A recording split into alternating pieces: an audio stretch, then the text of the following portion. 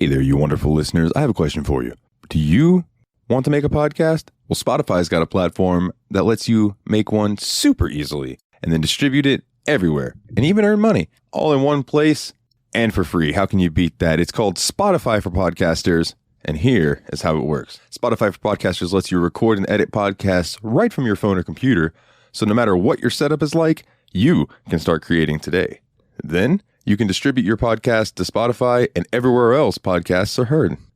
Video podcasts are also available on Spotify. And when you want to take conversations with your fans to the next level, there are Q&A and poll options available, and those are the best way to get them talking. With Spotify for Podcasters, you can earn money in a variety of ways, including ads and podcast subscriptions. And best of all, it's totally free with no catch. Ever since I've discovered Spotify for Podcasters, it has made doing my shows like the Steam Machine Podcast, Yabs Pod, and the JRPG Report much, much easier to do. Like being able to just go on there, record them, upload it, boom, it's done.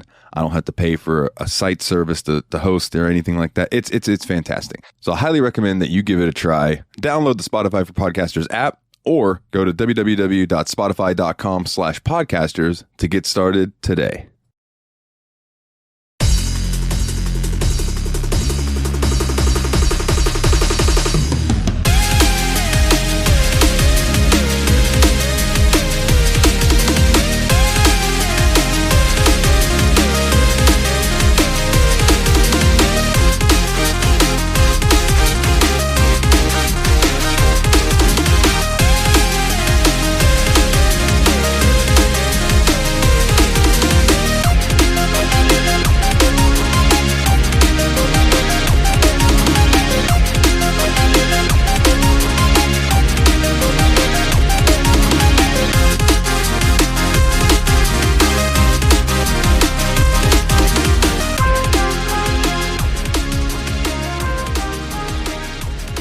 Hello, all you seed members or possible followers of the Sorceress. My name is Dalton, and joining me, as always, is my good buddy. This is Ryan. And this is the Steam Machine Podcast, and this week we are covering Part 2 of Final Fantasy VIII. There's not much news this week that I saw. No, Xbox had their little event, and they released a couple trailers for things coming up. It looks like it looks like a Fable reboot. It doesn't look like another sequel or anything like that, because as much as I love number 3 in that series, a lot of people shat on it. Everyone seems to love number 2. And number 3, their numbers dropped, and then the mobile game just absolutely didn't survive. It lasted for maybe like a year and a half. I didn't even know there was a mobile game. Yeah, that's how much Fable dropped off as a franchise by that time. But I love the Fable series, so this will be cool to check out. This will be cool to check out. And then with the no exclusives, it's going to be PC probably at launch with the Xbox version. So it'll be something to pick up and get, because it looks just like a straight up reboot of the Fable franchise. It doesn't look like it's going to be like a remaster or a remake or a sequel or prequel to the series. It looks like they're just starting over. I can't blame them though. Yeah. Like the way the old series was it was really good, and I'm currently playing through the original Fable just in my own free time and having a blast with it, and they're really fun, but Peter Molyneux, the guy behind Lionhead Studios or something, I know he had a lot to do with Fable, was so bad about overpromising things that it got to the point that it was ridiculous. Like, I remember, I offer anyone to go check out the Factory Sealed Retro Gaming Podcast. They have an episode on Fable, and throughout the entire episode, Eric just randomly is chiming in with, "You were promised," and he names off like this massive list of things that were promised to be in Fable but didn't happen. Like the acorn thing. That's always the one people go to. They said that if an acorn falls from a tree, eventually wherever that acorn lands, another tree will grow, and that shit just wasn't possible for the Xbox and stuff back then. Maybe on PC, but even that I think was pushing it at the time. Nowadays, they might be able to pull something along those lines off. So with a series reboot and just starting from scratch, I have a feeling that this could either be just what Fable needs, or this is going to be the final nail in the coffin of the Fable series. Yeah, we'll see. We'll see. Like they must have some sort of faith in it to put it in their little mini event that they held, and advertising it for like the next console. Yeah, and then the other game that really stood out to me, I think it was called Avowed. Yeah, I believe was the name of it, and it's the new Obsidian RPG. We just covered the Outer Worlds. Yeah, which everyone said was Obsidian's Fallout, and now they're like, oh well, this new game is just Obsidian's Elder Scrolls. Yeah, pretty much. Like when I saw the sword and the magic, and I was like, this is Elder Scrolls. Like they didn't show much, but I really like Obsidian, so like I'm all for it. I'm looking forward to giving it a shot whenever it comes out. I don't know if there was a release date. I was too focused on the other stuff. I didn't really see any release dates. I don't think they were just like teasers almost. Like, look what we have coming. Yeah. I know. With this whole shutdown and everything, it's really hard to get an actual release date for like anything anymore. Whether it's movies, TV shows, video games, album releases, it's all play by ear at this point. And, real quick before I mention something that I would like to, on that point, to hold that thought, I want to thank our buddy Dustin, who listens to the show, for pointing out to me that on the post that I shared about Fable, I was like, oh, I hope this comes to PC one day. And he's like, bro, it says Windows right there next to Xbox. Yeah. And I was like, oh, see, I shared that when I had gotten up and hadn't put my glasses on yet. And what is that? Gets me all the time. The Occam's razor, oftentimes the most simplest thing is overlooked. Like, yeah. I don't know that's. I've never heard that before, but that's very, very true. Yeah, very true. Okay, so speaking of not knowing release dates and everything, there's still no release date, but there was an announcement that Final Fantasy Remake Part 2 is now in full production. Yeah, they're in full production. It'll probably get dropped next year. 2023, I bet. Or 2022. I bet it's not going to be 2021. It'll probably be, or if they really crank it out and hire the right amount of people to do it, they will get it dropped for the Black Friday sales of 2021. Because they have to, especially if they're going with a lower console price on the PS5, they're going to have to recoup that money somehow. And how are they going to do that? By dropping a game that everyone is going to fucking buy. Like, I can't argue that. Now, man, okay, so quick question before we get into the game. How do you feel about exclusivities? I don't know if we've covered this before. We may have. Like, do you like exclusivities? Like, is that something that like makes you lean more towards buying one console or another console? Or do you kind of just hope that games come out for any of them, and that way you can kind of be like, well, I like this brand, so I can still play games that I want to play on this brand? I like titles that, like, if they're done by a studio that is used to doing games for the different platforms and the different consoles and everything like that, and know how to tweak it so that they run specifically on, like, the hardware that is used in those different consoles and stuff like that, I have no problem with it. But I do like exclusivities as well, like Gran Turismo on the PlayStation versus Forza on the Xbox. Both driving simulators, but they both play completely different, and they're both awesome in their own right. And they both have their own fan bases that are wildly rabid. Yeah. And then, like, I think Final Fantasy was great as just like that Sony exclusive, starting from 7 on the PlayStation 1 and up. And then when they did the cross-platform thing, it kind of fucked it up for me. Like, I picked it up on the Xbox and gave it a whirl when I had that, and it just didn't feel right playing Final Fantasy on an Xbox. I didn't enjoy it. That would be like playing Halo on a PlayStation. Like, I could get that. I can get that. If you want to play Halo on a PlayStation, just play Destiny. Yeah. Yeah.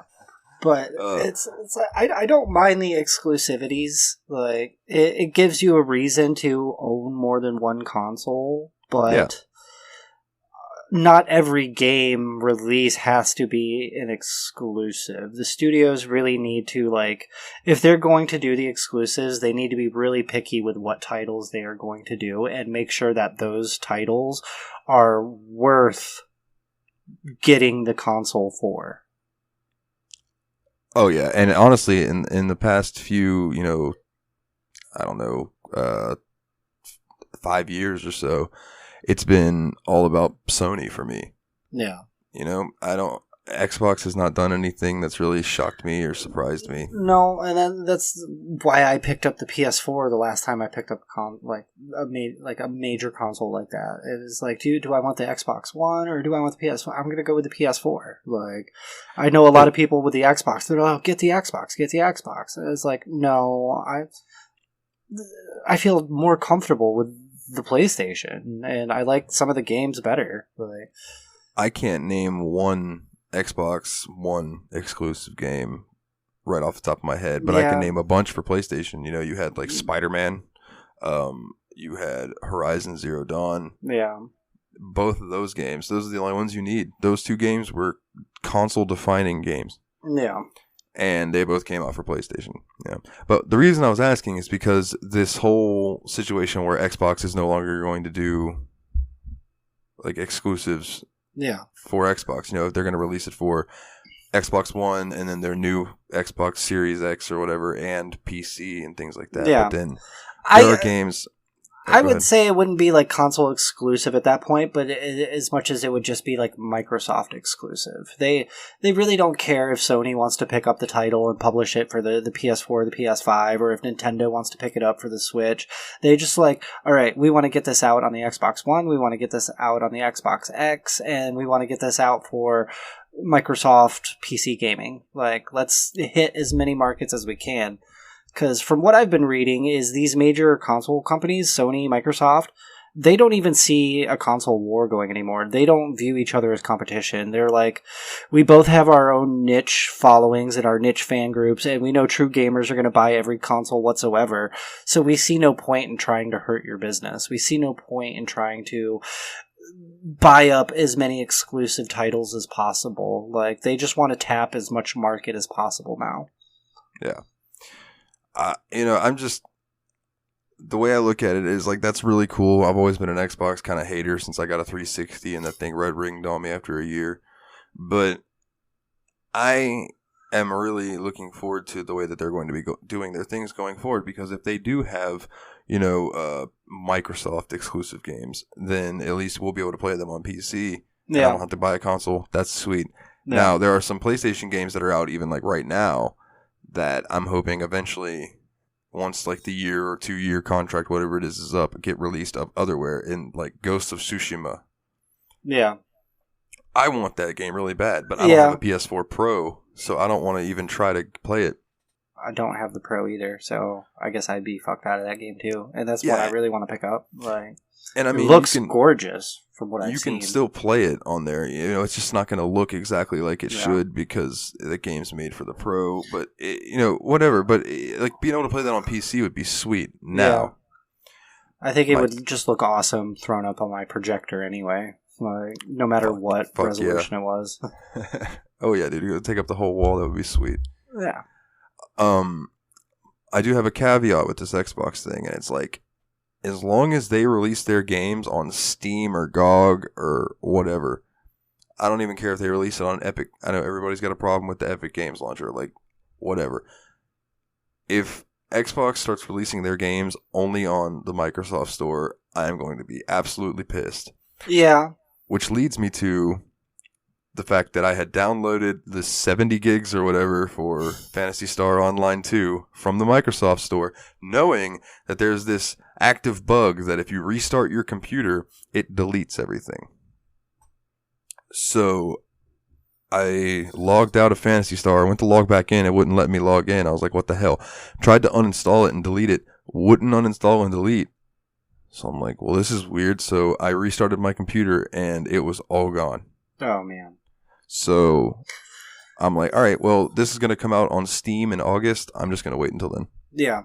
With the way the technology is upgrading every year and everything like that, I think we will get to the point where Microsoft doesn't even worry about producing like an Xbox console, and what they'll do is they'll just turn their whole gaming division into like the Xbox brand and build a console, say like the Series X coming out or whatever, and then instead of that just being a standalone console, that's a gaming tower specifically built for like PC gaming, but it's still called the Xbox. Like if my laptop with the Microsoft 10 stock software or whatever, you click on the gaming's tab, it's Xbox. They call it the Xbox tab, the Xbox file. The beta Xbox like, store. I could see like the next generation of console not even be like a true console. It's just going to be like, hey, here is this new Microsoft like gaming tower that we are calling the Xbox whatever, and it's going to have like all the top of the line shit,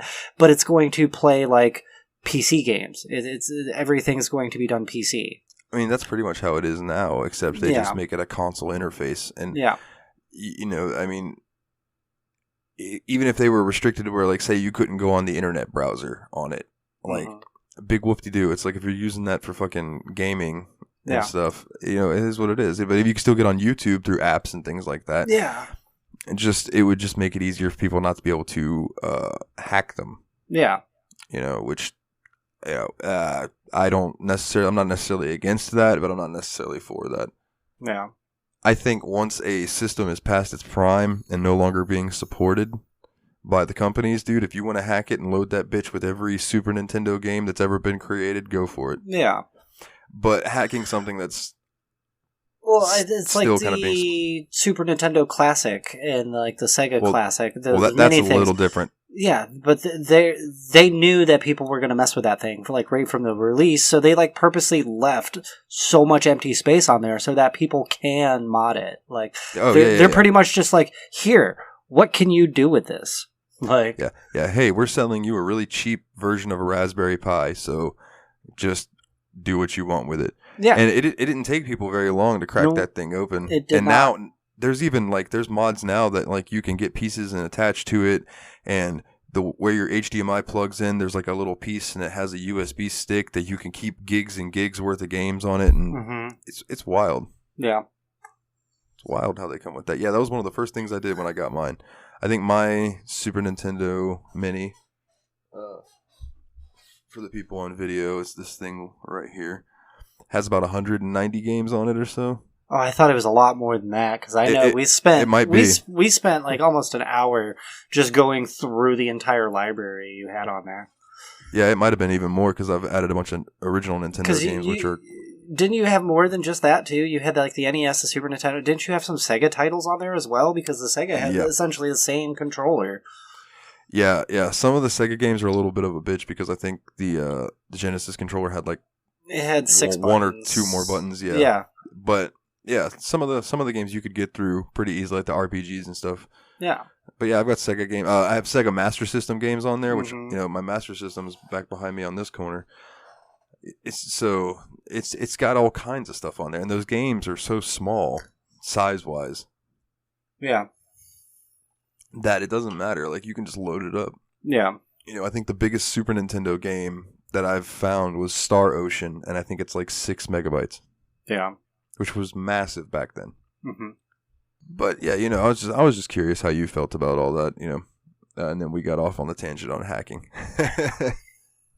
So, well, let's go ahead and jump back into Final Fantasy VIII. I believe we left off where you guys are at I'll call it a crossroads, and they're all standing around, and Irvine is telling you guys that the missiles are being aimed at Trabia Garden and Balam Garden. Yeah. And some missiles fire off in the distance, and he says, I heard they were shooting for Trabia first. And Sophie kind of drops to her knees. Everybody makes you go talk to Sophie. She is immediately like, I have to get revenge. We need to go to the missile command center and see if we can't divert these missiles coming towards Balam, because if I couldn't save Trabia, at least we can try to save the other garden. Yeah.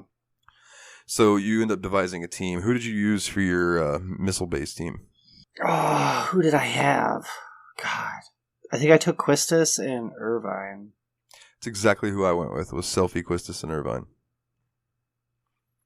Yeah. And once you go up into the missile base, you guys are in the Galabadian soldier garb. So you can wander around and keep your cool as long as you're like listening to everybody and kind of not being a douche. You can get through without being noticed for a while. Yeah. But eventually you need to make your way into you start fucking with controls and trying to figure out a way to divert the missiles and everything. And then you run a couple little errands for people around the missile base, and then you get found out, or at least I got found out. Just said, screw it, let's just start fighting. So I fight my way through all the way up to the control center and have to fight the guys up there in that room. Did they give you any trouble, soldiers? I assume not. No. Yeah. Take them out, and then you have to press buttons in 3 different areas of the room. Yeah. And good old fashioned like RPG thing where it's not just a straightforward like next encounter. They started throwing in a little more puzzles at this point of the game. Disc 2 or beginning of Disc 3 gets you really have to focus more on the environments as well as the encounters. Oh yeah, absolutely.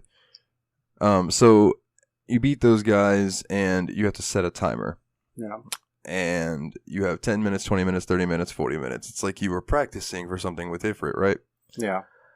And I think I chose 20 minutes on this one. That's what I did as well.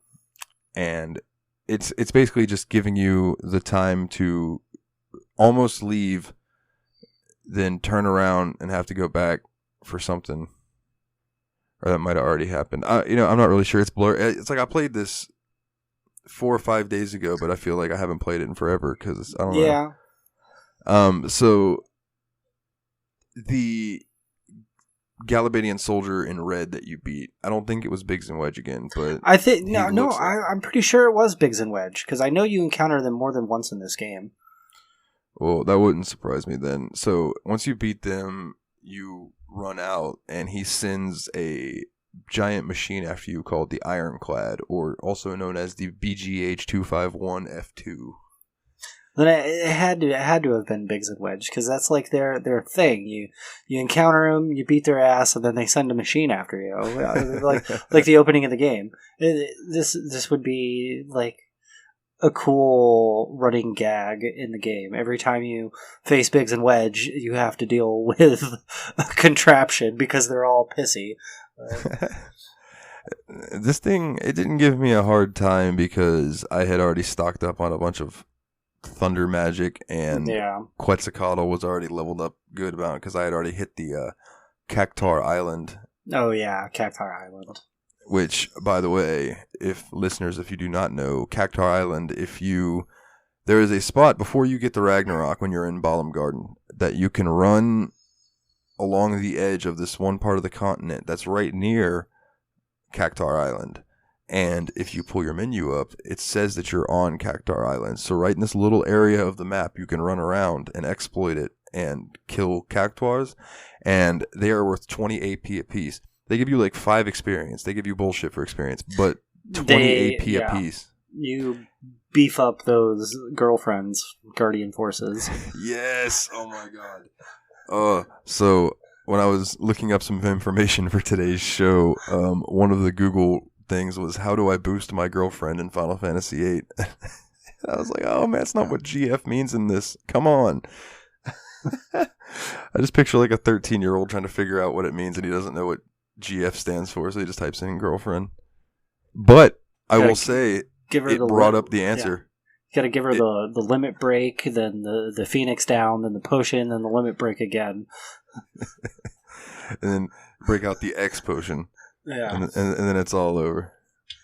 At that point, you don't want to give her any more potions because she's probably an undead. Then you have to pull out the cottage because everything gets healed after that. Yeah. Or a tent. Get some rest. Fuck, not a muscle. Yeah, the Cactar Island really helps you boost your GF without boosting your overall level. I sat there and killed cactars until I had every ability on every one of my GFs. The more I play this game, the more I realize this game is all about the junction system and focusing on everything else but your actual character build. Like, if you want to play this game and do it super easy, focus on everything but yourself. Yeah. Use the card feature. Use your GFs. Get your GFs as many experience as possible. The Cactar Island giving you more AP than experience. The lower level Squall is, the easier the encounters are because they scale to your level. But that doesn't stop from your GFs from completely overwhelming encounters later on the game if you really focus on beefing them up instead of Squall. Yeah, and not to mention, you can get their, strength plus 60% junction stats and things like that, and you add that up, and I'm hitting for 9999 on crits. It's beautiful, and all my characters have max HP because I have the right magic junction to that, which I recommend full life. Yeah. Or Ultima. The system for 8 completely took it in a different direction from all the previous Final Fantasy games with the way they used the junction system. Oh yeah, that's why it's a black sheep for sure. Yeah, for sure.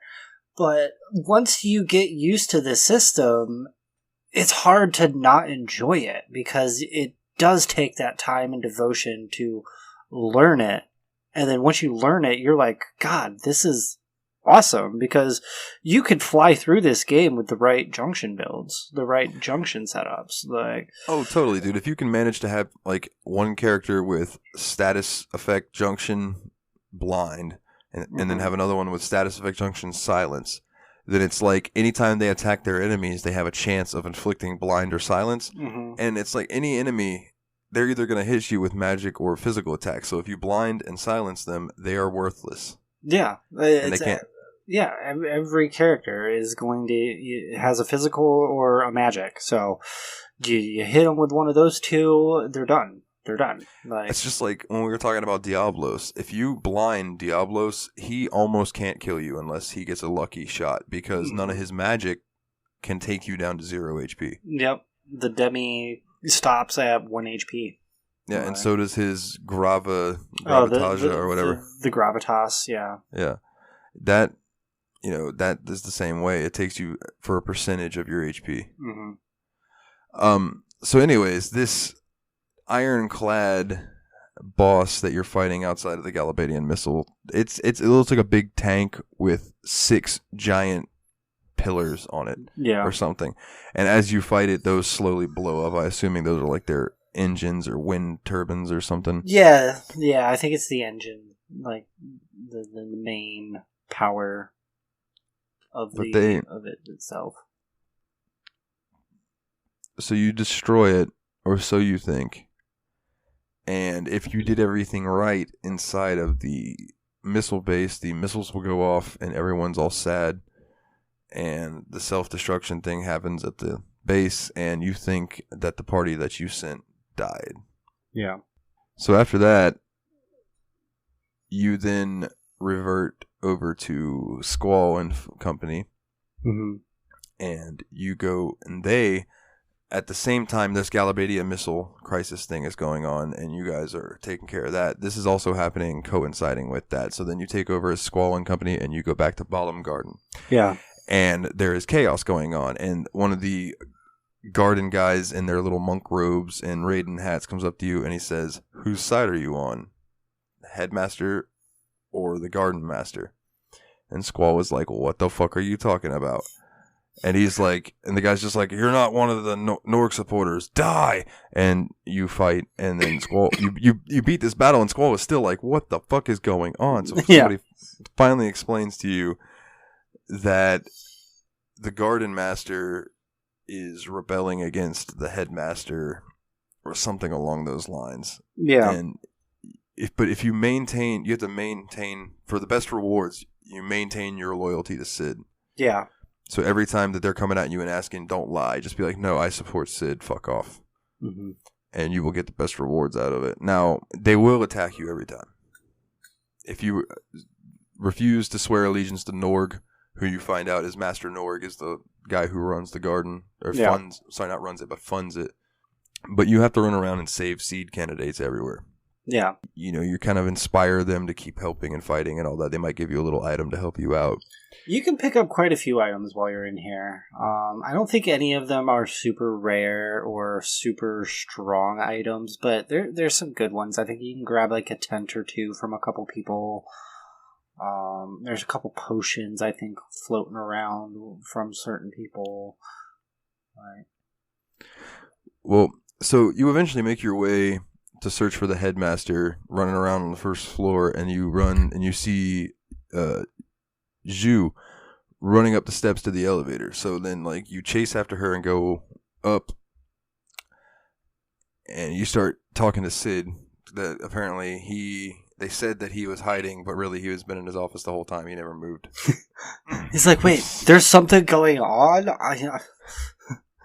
So you try to talk to him, and he like collapses because he's so stressed out and everything. So he tells you that you need to go talk to Norg. So you open the hatch and you head down there, and you end up fighting these like weird. They're called oil boils. Yeah, and they're strange, man. But they're really easy if you have some fire magic. Yeah, just light them up, literally. Yeah, literally. And if you aren't drawing fire magic, you're not using draw, right? Yeah.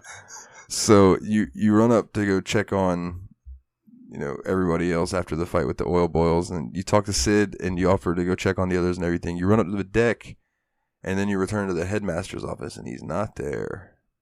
You meet a garden faculty member near the directory that tells you to take the elevator down to the basement, and you head down that way, and you talk to Sid, who is down there getting screamed at.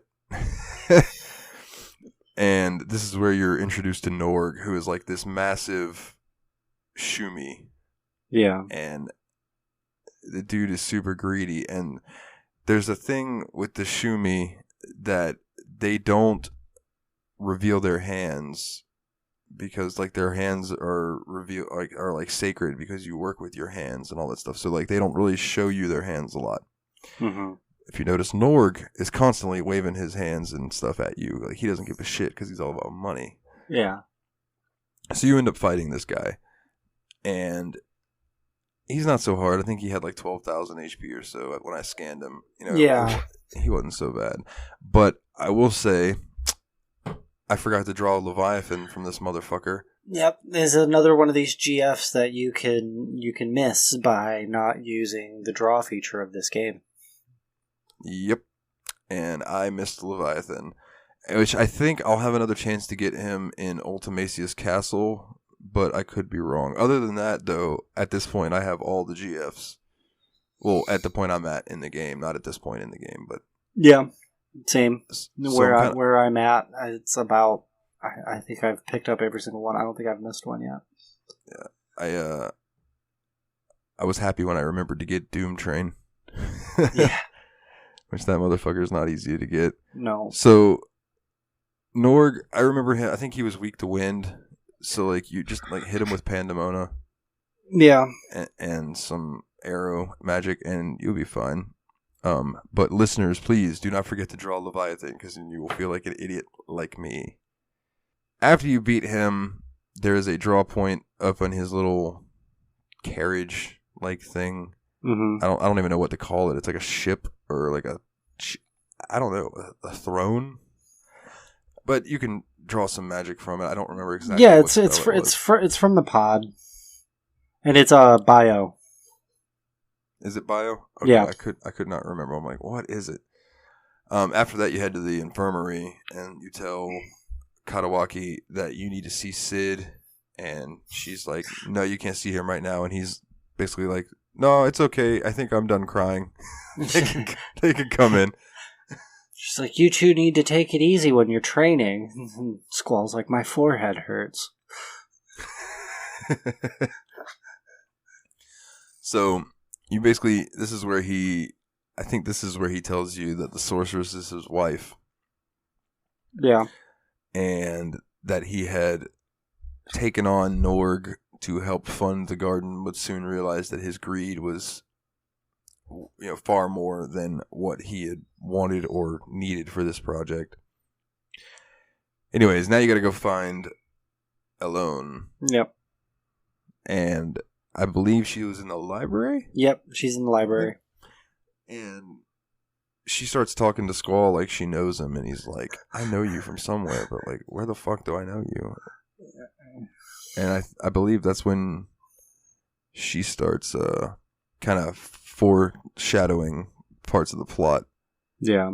Gosh, I'm trying to remember after that. I believe you headed to... Yeah, that's right. This is where you head to Fisherman's Horizon. Yep, this is where the side quests really start picking up. And this is one of my favorite towns in the whole game. I love Fisherman's Horizon. It's so chill. Yeah, it is. This part of the game is meant to give you kind of like a break from the storyline. It lets you do some grinding to either level up your GFs, level up your characters, or start stockpiling on cards if that's what you're in for.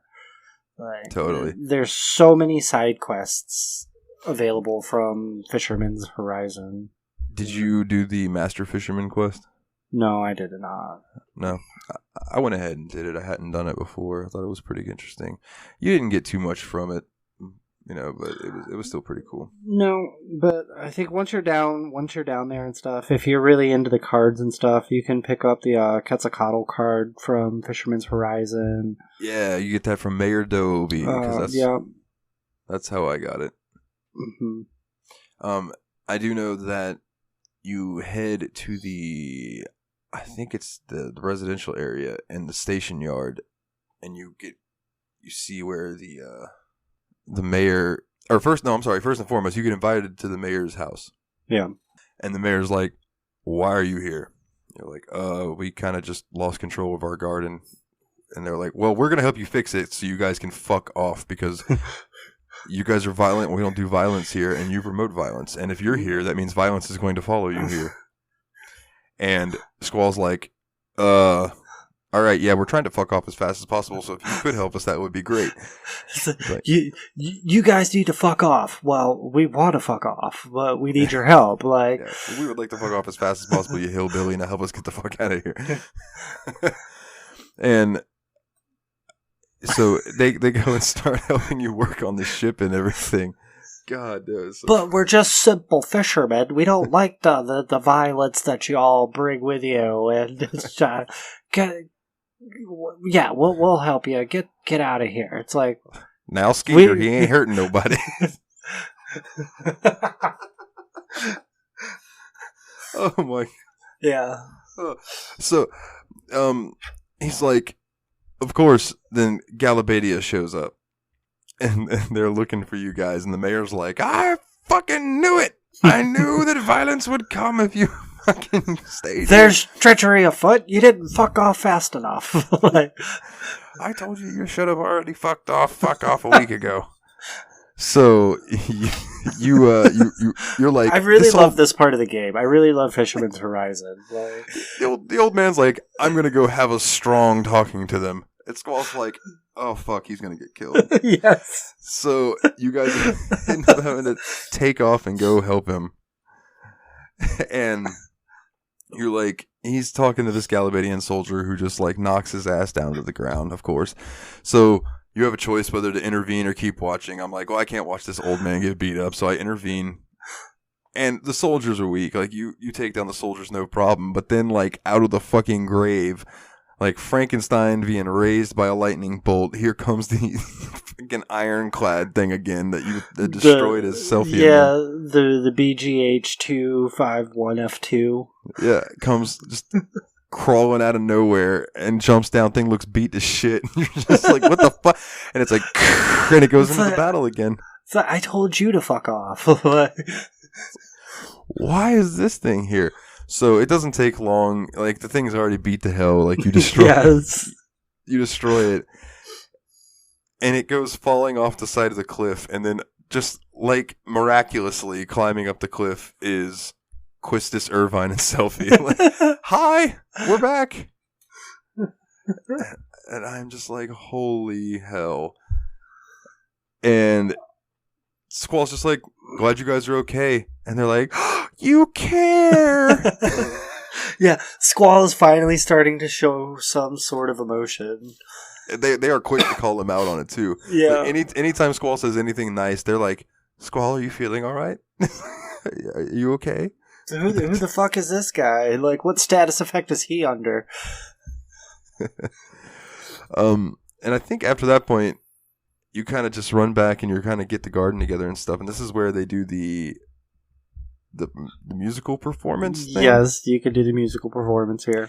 And there is like certain ways that you need to set this up because apparently it's just like, you can do a slow song or a fast song depending on which instruments you pick for the party. And I looked this up just because I wanted to know, and I did the Irish jig, which I believe was like the guitar, the flute, the tap, and the violin. Yeah. Yep. I did those, and I don't know what it really affects other than dialogue, because I know if the song is bad, like not only do you have to listen to it throughout the whole next like half an hour cutscene. It's just a little mini thing in there. I don't think it actually has anything to do with the storyline. It's just some random shit for you to fucking kill more time and.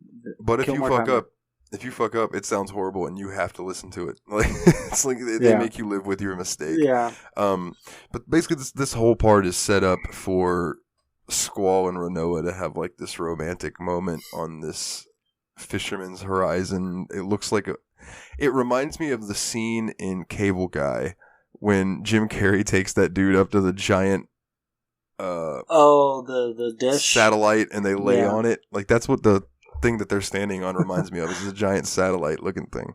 So Renault is basically like, we know that you're the leader now. Like Sid made you the leader. Yeah.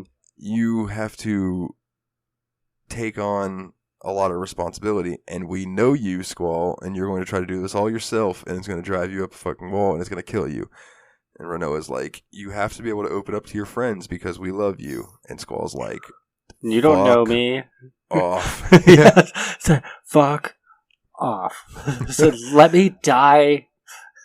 In fact, I have the quote pulled up right here. Renault says to him, we all love you. There, I said it, but please don't freak out. We just want to live through this time with you together.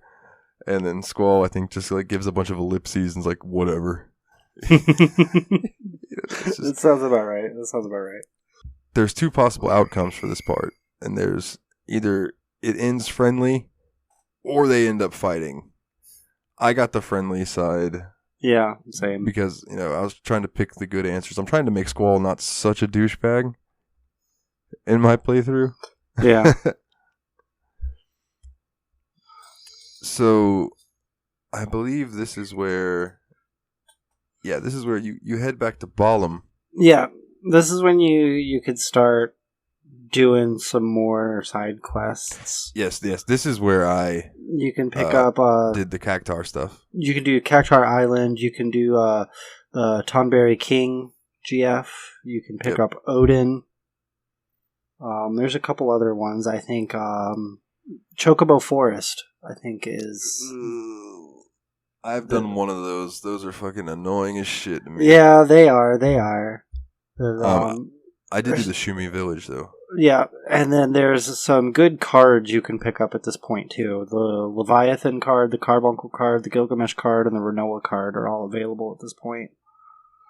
Nice. I believe you get the Gilgamesh card from Quistis, right? I think so. I think so. She's the head of the CC group. Yeah. If you've been doing the CC side quest, yeah. Yeah, which I knocked all those out in quote-unquote Disc 2. Yeah. Just because I was fucking around. So, at this point, you find out that, well, everybody's like, we need to go check on Balam. Yeah. Because the missiles had dodged it and all of that when you guys had gotten in the garden and got it mobile and got away from, I guess, the missiles coming in, because now there's like a giant crater where the garden there's the crater. Yeah. So you go back to Balam, and there's a Galabadia's garden is outside of it. So you run in there, and it's the little town is taken over. So at that point, you have to find, I think you tell the guard at the front gate that he won't let you in. Zell was like, motherfucker, my mom is in there. I will beat the shit out of you. Zell, if you didn't pick it up early in the game, Zell is from Balam. And this is the point where you encounter his mom. Yeah, and every time, if you've been in his house before, which I think you ran in there once or twice earlier in the game, every time you try to run up in his room, he's like, yo, that's my bedroom. It's sacred. You can't go in there. Stay out of my room. I told you not to bother me while I'm cleaning my room. So you go in. He's probably got some kawaii shit hanging up all over the walls, despite him super flexing every time he gets angry. he reminds me of a Gretzko, the little red panda anime that does the death metal to take out her frustration. That show is awesome. Yeah, that's who Zell reminds me of. That would totally be Zell. He's all super happy and gung ho, but once he needs to take out his aggression, he just turns ultra violent. At this point, like I said, Zell is flipping the fuck out. Yeah, Squall's like, hey, listen. We have information on Ellen, so let us the fuck in and we'll talk to your commander. And the guy's like, you have no, shit. Yeah, come on in, but we're going to keep an eye on you. You guys go wandering in, and you go to try to talk to this commander, and she wants you to, or the guards outside are like, we need you to go find the general, or whatever they called him. And if you haven't figured it out by now, you will in a few minutes when you're doing this quest, that these commanders and generals, you already know who they are. So in order to find the general, you have to run around and talk to all these different people. There's somebody you can buy a tip from, tells you where he likes to take a nap and all this stuff. But really, all you need to do is run to this one screen and talk to a dog, and then follow the dog. The dog that you save, I think, at the beginning of the game. Yeah, I believe so. It's that one, yeah. And I figured that out pretty quick in my early playthroughs of this game. Instead of running around and just talking, I was like, "Oh, look, it's the dog!" And I ran up to the dog, and the dog just led me there. So yeah, he takes off and starts fucking with the general, who comes running out, and you see it is Rajan. Yeah, you're coming up on the Fujin and Rajan battle. And this is another one where you can miss a girlfriend, a guardian force, for not using draw. Which one is it? Is it Fujin, right? Fujin has Pandemona. Yeah. And I didn't forget that one. That one was ingrained in my brain. Yeah. And it's like, if you haven't figured it out by listening to these episodes yet, draw is super important. You should have draw on all of your characters, and that should be your first turn in battle every battle. And I almost want to recommend don't use the cheat to give you max magic, because you will forget to draw. Yeah, you will forget the draw. So you fight Rajan outside by himself, and you got to kick his ass, and he's not that hard. I think I two-shotted him. Yeah.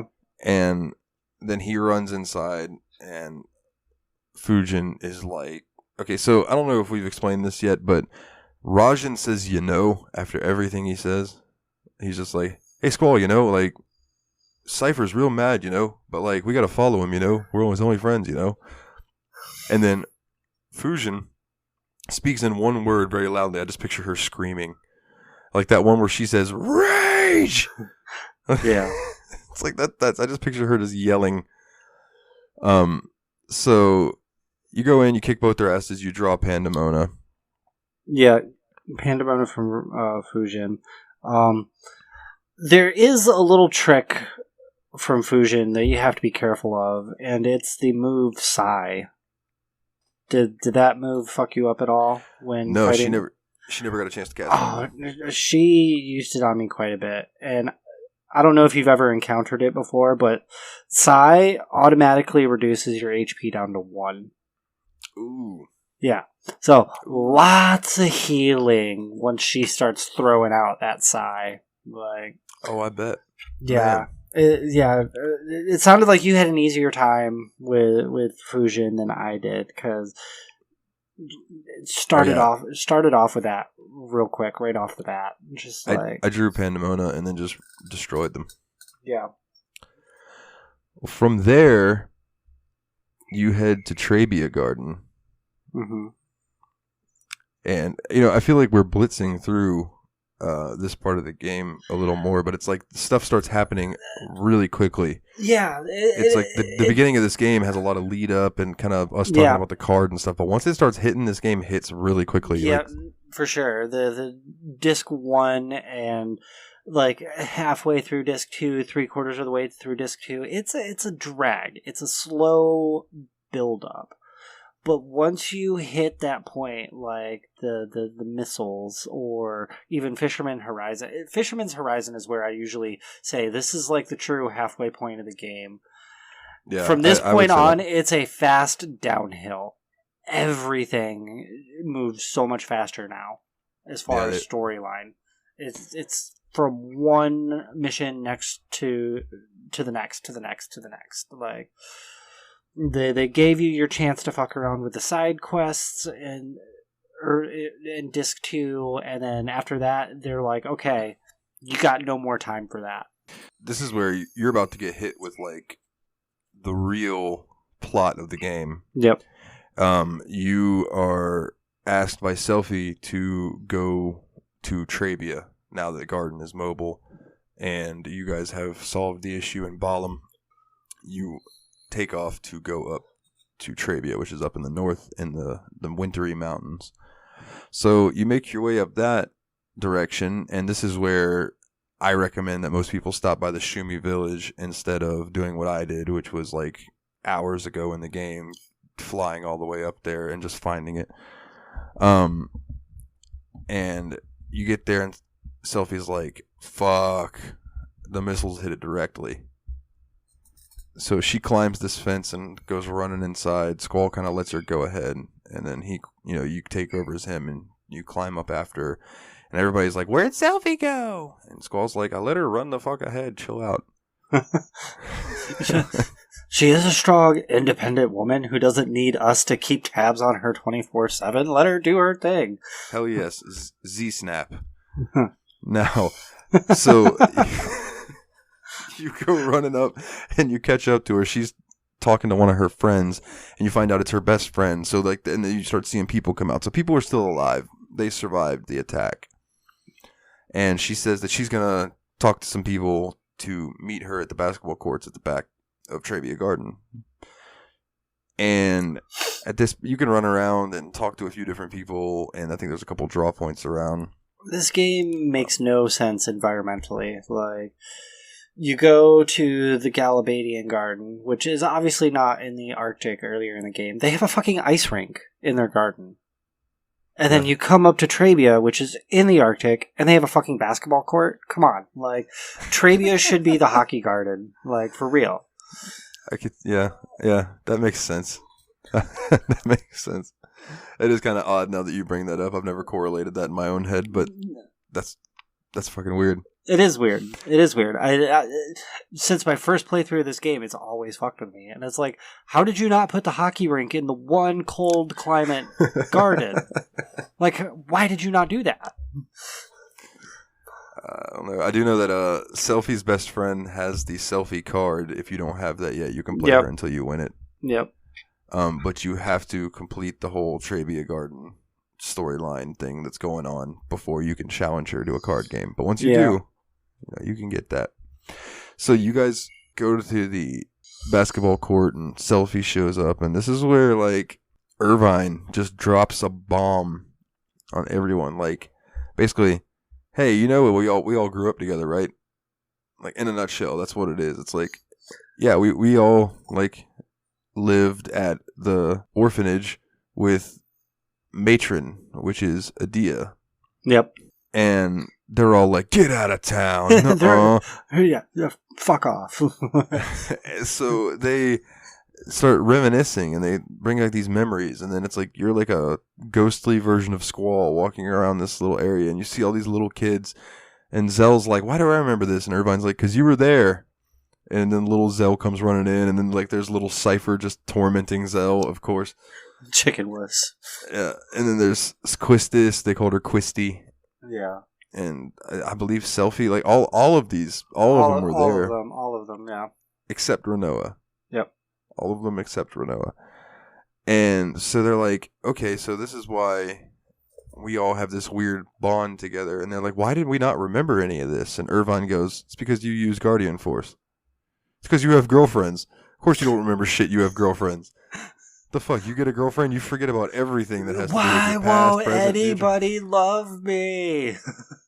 So one of the trade-offs of using the Guardian Force and having their power is that your brain needs an area to fit that Guardian Force in. So you sacrifice memories in order to use your Guardian Force. The more Guardian Forces you build up and the more they acquire power, the more memory they take up. And I want to say that I think it was Eric on Factory Sealed years ago when they did a Final Fantasy VIII episode. He goes, I had all my Guardian Forces on Squall, so that motherfucker must not remember shit. Squall. Yes. I've thought the same thing before. And it's like, wow, if you like equip them all to just one, does he even remember who the hell he is anymore? Who am I? I am the Avatar. I have all of the forces. Oh man, he turns into another split personality. Instead of Squall, it's Pimp Daddy Squall because he's got all the girlfriends. Like turns the gun blade into a cane and just got this little lean walk going. There, buddy. Yeah, I'm here. Can you hear me? Yeah, there you are. Technical difficulties. Okay. I was like, what the fuck happened? Because all of a sudden I'm looking at you and I'm like, he hasn't moved in like a minute. Is he all right? Your audio just stopped and then your screen went black. I couldn't even see you over here anymore. And I was just like, huh. After like 30 seconds, I was like, let me close the full screen to see what's going on. And you weren't even on Discord anymore. Like, oh, that's weird. Yeah, it was weird, and it wasn't on my side either. My connectivity was great. Like, oh yeah, my connectivity is going between green and yellow. I'm thinking there's an issue in the area. It's Keystone. It's probably likely. Some drunk probably hit another telephone pole. It would not fucking surprise me. All right, so where were we at? I was talking about, if you haven't noticed in this whole shebang that Renoa is like infatuated and in love with Squall. Yeah. Like, and there's even what you touched on. It was a slow burn for that because she was first obsessed with Cypher. Yeah. And then like the more Squall fights with her, the more Renault was like, well, I can't have him, but now I want him. Like classic. Yeah. Classic. Been there, done that. Yeah. But it's like Quistis all over again. Well, I was going to say, I want to touch on that you had brought up Quistis, and that's that she touches on that in the game when she's like, I thought that I was in love with Squall, but now I realize it was memories of a big sister-like feeling toward him when we were growing up. And she was like, and I misinterpreted that. And it's like this weird come to herself meeting that Quistis has, like talking to her. Uh-huh. So everyone decides that you got to go take the battle to the sorceress and everything, but they want to go see this orphanage. Yeah. So this is where you pilot to Idia's house. I think it was on the Sintra continent, if I'm remembering correctly. Yes, I think you're right. Yeah. So Sintra there, for sure. You head there, and there's some more cutscenes of them reminiscing, and this is where they decide, fate be damned. Yeah. That they've got to save the matron or defeat her. Like she created Seed to one day take the fight to her if needed. And now it's needed. So like they're doing what the matron wanted. Mm-hmm. And this is technically the end of disc 2. Yeah. Is right here. Now I'm going to ask you, I have gotten up to when they were in space. Yeah. Do you want to go ahead and cover that now or save that until next episode? I'm trying to remember where the last spot I finished off. Well, I can tell you the next part is the clash when you do the whole fight between Galabadia Garden and Balam. Yeah. The end of disc 2 is the whole that whole like juggernaut fight, right? Where you go through Cypher, then Adia. Yes. Yeah, and that's on this Clash of the Gardens, I do believe. Yeah. And I think that's the end of disc 2. Or it might have been, or it might be the beginning of disc 3. I can't remember. Yeah. I think where I am at is the beginning of disc 3. I think the next thing I have to do is find the seed ship. You're looking for the white seed ship? Yeah. Okay. If you need help finding that, by the way, I can help you find no, it. I've tracked it down so many times before. It's no big deal. Oh, I know. I was just making us silly because I knew you probably know more about this than me. Let's cut this one here so that we can just wrap up the ending to this game with James next episode, because disc 3 goes pretty quick and disc 4 is really only the final battle. Like there's not much left to this game at all at this point. Well, then let's cover this clash real quick, and then we'll cut it there, and we'll leave the rest of it. So the Clash of the Gardens is basically, as you guys are pulling up to Adia's, you see Galabadia Garden off in the distance, and you guys basically just decide to go towards it. Galabadia Garden starts slamming into you, and jumping and boarding Balam Garden. So there's like this literal war between Galabadia and Balam Garden. This is where you have to do the orders in like a specific order, right? Or else the doctor gets mad at you. Like, so you're given a list of things that you need to say, and it says like don't choose too many or don't choose too little. So if you choose too many, Zhu will be like, man, you probably overwhelmed them with information. Now, if you don't touch on the right stuff, then Katawaki will be like, the fuck is wrong with you? Why didn't you tell them to save the young ones? Yeah, I think there's only like 3 of them that you need to remember, though. Yeah, I did like 5 and got yelled at for it. Oh, yeah, I think the ones that I always pick for are prepare for the attack, prepare our defense, and take care of the junior classmen. Yeah, those are the right 3, but I did those 3 plus the garden's trajectory, and I think one other thing. And at this point, you're running around in there again, like after you give off, the orders and such, and you're trying to find. I think this is where you split. You split, right? And this is where Renoa's with Zell and them, and they fall off. She falls off the cliff. Yes, I think so.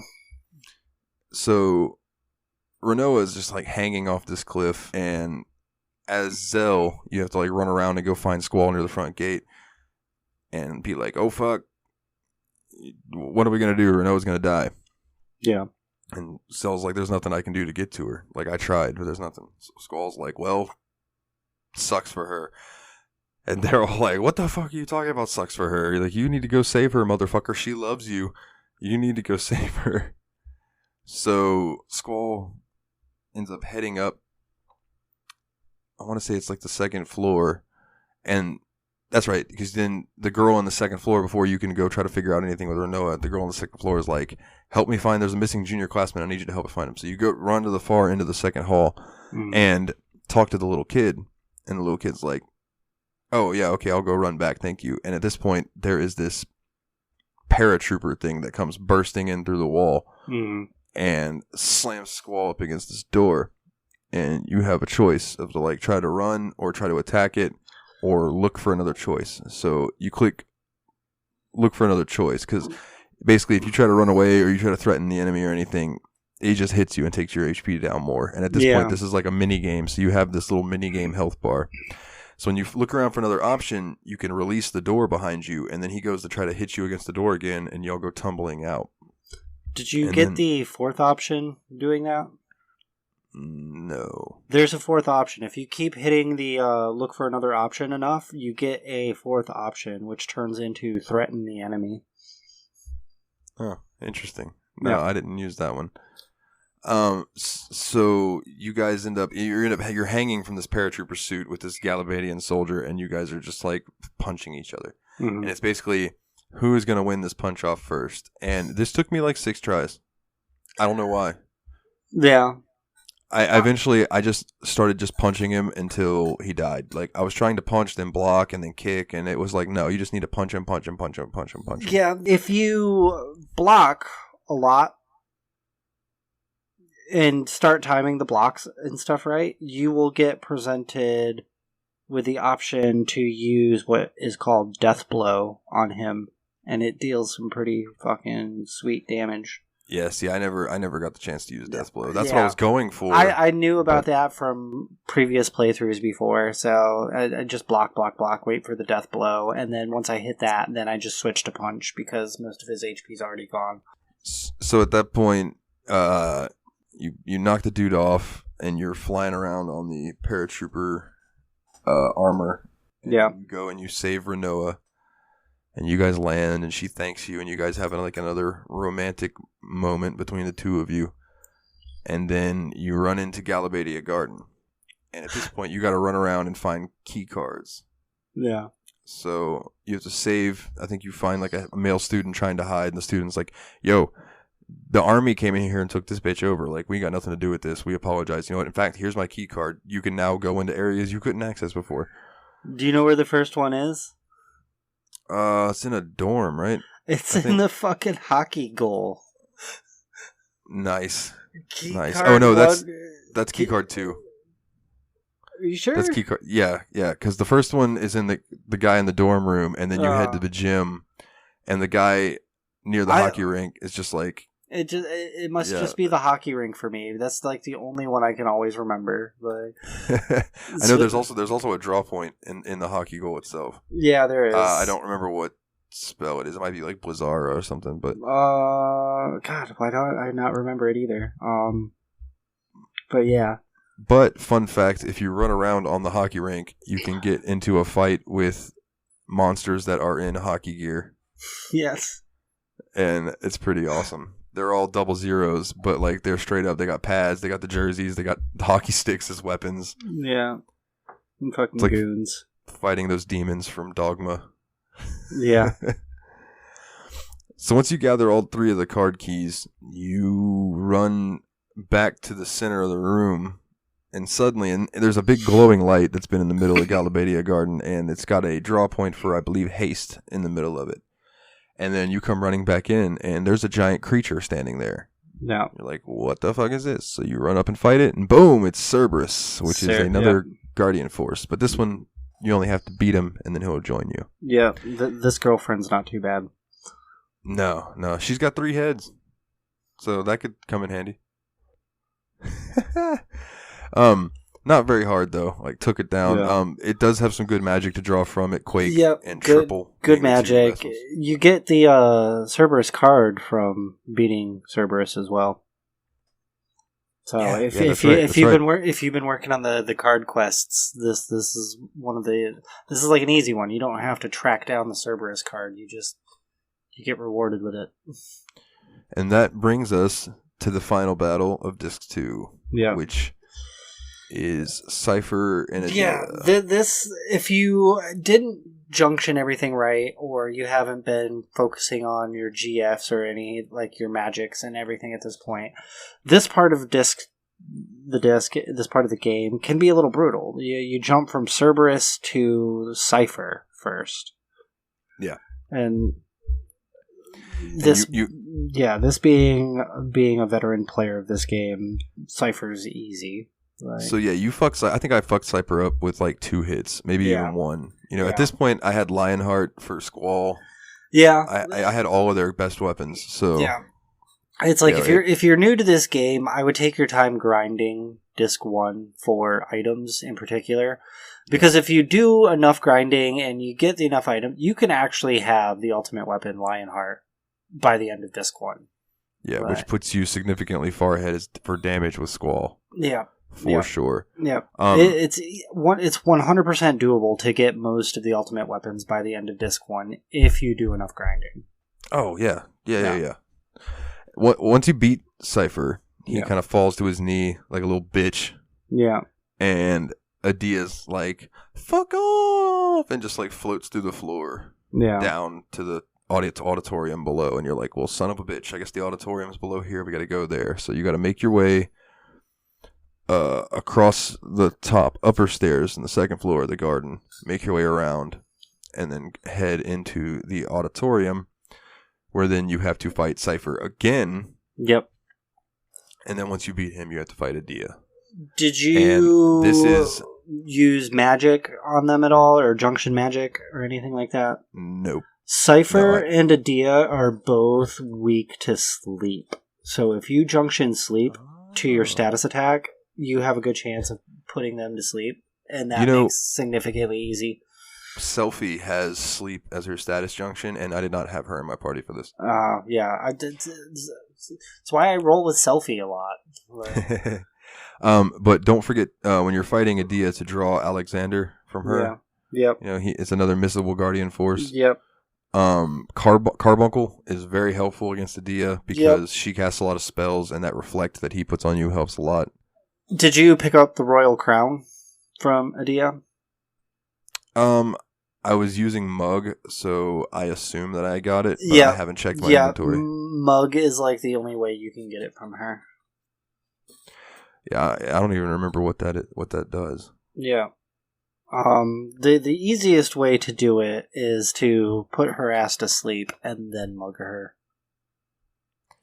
And then the crown that you steal from her, it teaches the girlfriend's magic plus 60%. Oh, nice. So if you already haven't learned that, it's a pretty useful item. Okay, cool. Yeah, that, if you cast magic, I will say that I do not cast magic at all in this game unless I absolutely have to. Yeah, I very rare. I just hoard that shit. Yeah, for sure. I think my lineup is draw card item GF, a combination of those. It got to the point that I had some items to teach GFs different skills, but they didn't have any room. Yeah. So I would use amnesia greens and forget magic, or if they had the magic plus 20% and stuff, I'd forget those. I even forgot magic junction. Fuck it, don't care. Don't need it, not going to use it. I want strength plus 60% on more than one of my GFs so I can equip it. Yeah, no, I understand that. Most of my playthroughs, I avoid the magic aspect of this game too. If I'm feeling frisky and up for it, I'll try to do a playthrough where I focus solely just on magic. It's a little different of a styled playthrough, but... Oh yeah, I can bet. But it's you're sacrificing your stats to do damage. Yeah, for sure. But it's so much better of a gameplay to just forget magic exists and focus on that strength. Dude, you have a sword with a gun built in it. Just use that. Come on. I have a gun blade. I'm gonna do some magic. So we'll leave it off with this: is that you beat Adia and she falls to the ground and she stands up and she's like, Squall, Quisty, Selfie, Zell, I'm so happy you're all here.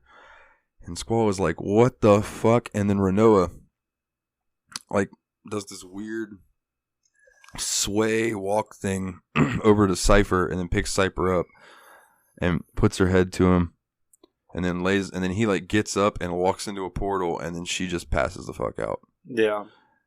And that's the end of disc 2. Yep. So we'll leave it there. Man, I'm still really enjoying this game. I love this game. Even though I've played this game so so many times. Like, I could almost play this game just off of memory, like not even having to pull up a walkthrough just to make sure I don't miss anything at this point. Yeah, And I feel the same way. With this having the 3x or the 3x speed up version of this game, it's almost like a speed run for me at this point. Like, I almost wonder how fast I could beat this. I'm not as far as you into this game because having 1-year-old Remy running around, I don't have any takes kids.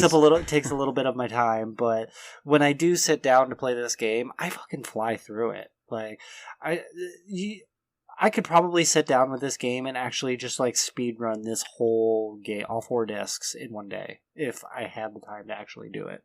I think I could do that too. Yeah, just solid, just running through it, because there's never really a point in the game where you need to grind. No, there isn't. Not unless you want to focus on those getting those GF ultimate weapons and the GF skills. But once you hit that Fisherman's Horizon and get to Cactar Island, the GF skills come quickly with the Cactars. So even if you just stopped to do a couple hours of grinding on Cactar Island, you get a lot of the stuff for your GFs right then and there. Yeah, for sure. And then if you really wanted to do the full speed run to see how fast you could do it, you could just throw on all the cheats. The max items, the max skill, the max level GFs. Yeah, and then just blaze all items. Yeah, just start off very beginning of disc 1 with all the items. You're a level 0 Squall with Lionheart and a fucking final limit break and everything. Yeah, yeah, that would be like a true speed run. Just one hit everything all the way through the game. Like. Totally. Yeah, I think that one of the cheats too is you can have limit break available every round. Yeah, so if you hit your right thumbstick, it'll keep you at max health and keeps you at full limit break. You can just spam limit breaks over and over. Spam limit breaks, and you can turn on the automatic trigger so you don't have to time his sword swings, so you're just doing max blast damage every attack too. Yeah. Now, I do want to say that this playthrough, I haven't done it yet, but now that I have Ragnarok, I'm going to. I went and got Bahamut. Yeah. And now I am going to beat Ultimate Weapon, because I've never beaten Ultimate Weapon. So I'm going to shoot my shot at that without using the keep yourself healed cheat. Just going to go in there with the shit that I've got. Have fun with that. I will. I will do my best. But, as we said, next week we're going to pretty much cover Disc 3 and then what there is of Disc 4, because Disc 4 is basically just Ultimasia's Castle and a lot of story dump. Yeah, it's a lot of dialogue on Disc 4. There's actually not much play. It's like they almost couldn't... They ran a little long on Disc 3, so they had to throw in that random disc just to finish it off. Yeah, pretty much. I know, so... We'll probably gloss over all of that, cover some stuff in depth, other stuff, kind of leave it so that you guys don't have the entire ending of the game spoiled for you in case you wanted to go back and play it, or we might spoil it all and just give you a spoiler alert. This game's old enough, and if you haven't picked it up yet, well, good for you, but you're getting a spoiler. Like, this game's been out long enough. And hopefully, if all goes according to plan, we will be joined by James from the JRPG Report, and we will be talking to him about his podcast and his feel on JRPGs and how he feels about Final Fantasy VIII. It'll probably turn into a blasphemous fight because I know he's not too big of a fan of VIII's junction system. Yeah, it'll be interesting for sure. But we welcome both sides. For sure. If we play a game that we really like, but our listeners are like, man, that game really sucks. Like, feel free to come on Facebook and be like, hey, I hate that game, and here's why. And dude, I appreciate that kind of stuff. I have a feeling that will happen with The Last Tinker. If anybody actually does go out of their way to find that game and play that, they're gonna probably be like, what the fuck were these dumb motherfuckers talking about? But that game was great. Pick up that game. Me Studios, if you hear this, make a fucking sequel. I want it now. Totally. Or on the opposite side of that, we might have the people that are like, Corpse Party Blood Drive was the best fucking thing I've ever played. What the fuck is wrong with you guys? So there's always going to be differing opinions, but you're more than welcome to share them with us on our Facebook. And speaking of... Oh, go ahead. It'll be good to have his perspective too. Just him doing the JRPG report and him being into the JRPGs. It'll be good to get that side from somebody else who's not like a casual gamer, from me and you who are just into all sorts of RPGs, not just necessarily JRPGs. Yeah. I'm going to prepare something for him too, so we'll see how he handles it. It'll be a fun episode. It'll probably be a long episode. These Final Fantasy VIII episodes have been long in general anyway, but this game's got a great storyline and it's got so much to actually talk about in the game. Yeah. There's so much little stuff that you can do, little nuances and different ways to play it. Yeah. But speaking of social media, before I forget, because I do believe I forgot on the last episode, you can find us at facebook.com/the Steam Machine Podcast or at Twitter, or on Twitter at Steam son of a bitch. Steam _podcast. There we go. You always do the underscore. I do, because it's like Steam Machine _. I was like, So yeah, Steam _podcast on Twitter. And as always, we'd really appreciate it if you guys would go to iTunes and leave us a 5-star review. It really helps out with us climbing up the ranks of all of the millions and millions of gaming podcasts that are out there. And you got anything else, man? No, I think I hear little Remy waking up, so I'm probably going to have to run and go grab him. Perfect timing. Yeah. All right, so for this week's Steam Machine Podcast, I'm Dalton. He's Ryan, and we have to go. Take it easy, guys.